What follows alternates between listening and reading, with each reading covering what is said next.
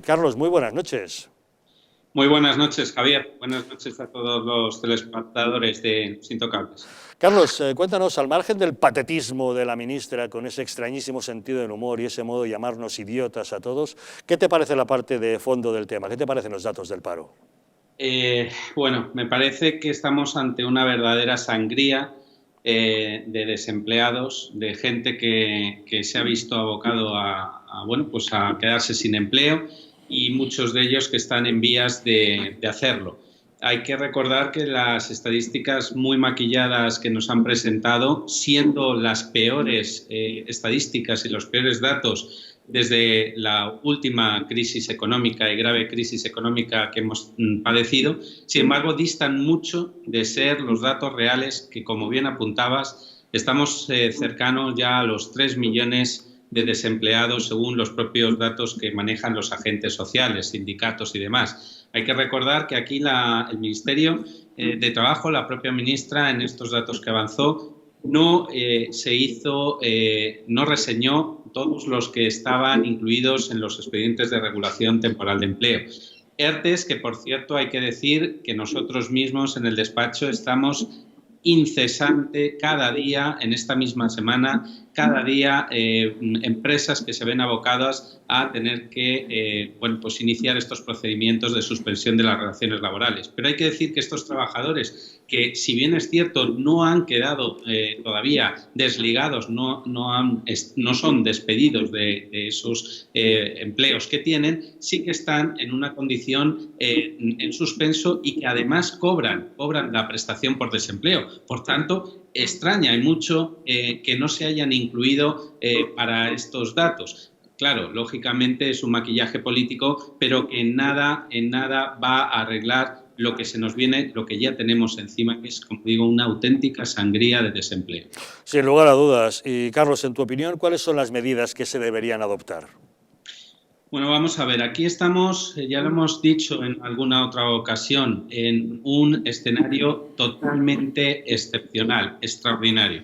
Esto estaríamos hablando de economía de guerra, circunstancias como si fuera la Tercera Guerra Mundial. Ante este panorama desolador que tenemos que contar con que los gobiernos, no solo en España, también hablaré luego de la Unión Europea, pero desde luego aquí en España, hagan medidas extraordinarias y urgentes. Cuando digo urgentes, no es diferir las ayudas que están prometiendo mediante estos reales decretos, no es suspender unos meses las obligaciones fiscales de empresas o de trabajadores o de autónomos, no es cancelar unos meses las cuotas para los autónomos, igual que las mutualidades profesionales, donde están abogados, arquitectos, médicos. No. Aquí se trataría de donar, de eximir.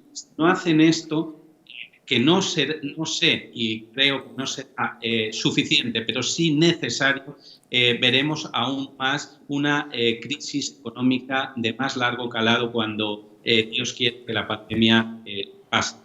Y un último detalle, Carlos, ¿qué pasa con Europa? Porque hemos oído que Alemania y Holanda no quieren pagar la fiesta de España e Italia, hemos oído hablar que si los coronabonos sí o no, esos eurobonos, ¿qué va a pasar al final? ¿Europa nos va a ayudar o no? Europa tiene que ponerse también a trabajar y tiene que entender que esto efectivamente trasciende a lo que ha podido ser una crisis financiera como lo fue en 2007 o 2008.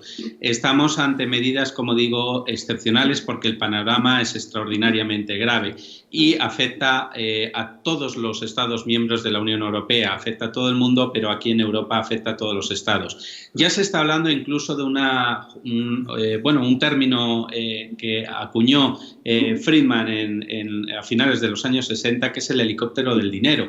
El helicóptero del dinero vendría a ser como proporcionar de parte del Banco Central Europeo, de la institución que corresponde en Europa, dinero para los bolsillos de los particulares y de los hogares. En definitiva, podría ser como una ayuda mientras dure este estado excepcional. Es cierto que esta ayuda podría tener en el medio-largo plazo efectos también contrarios en cuanto a una posible inflación, subida de precios y demás, pero aquí estamos, insisto, en medidas totalmente excepcionales y urgentes que se tienen que tomar o muchísima gente quedará por el camino.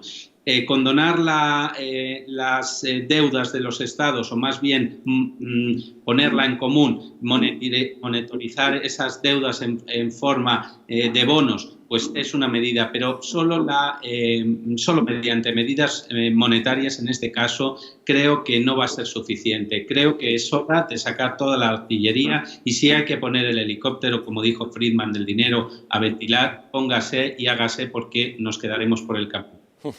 Carlos Lacaci, abogado y comentarista habitual de Los Intocables, muchísimas gracias por compartir con nosotros todas esas reflexiones.